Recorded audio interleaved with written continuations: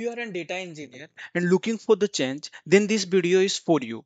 Today I'm going to discuss about the SQL interview question which might get asked in your upcoming interview.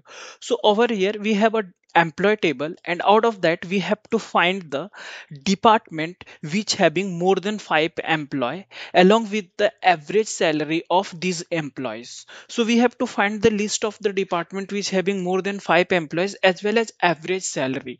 So what we will do, we have a table which containing department name and employee name as well, but like sometime like you will get a employee table different, department table different, so just you have to do the joining on department ID. So as of now I'll not go into that because I have a table which containing both info. And I'll what do, I'll take the department name over here, and I will put the count of employee ID.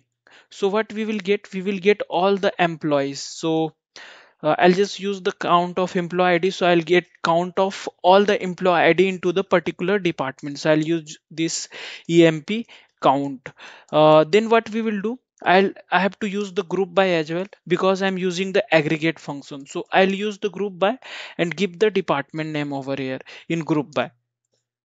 So I'll get all the list of the departments with their employee count, and I'll use that having clause because for filtering the data in grouped or the aggregated column we have to use the having. So I'll use the having count of employee ID more than 5. So I have got the departments which having employ more than 5.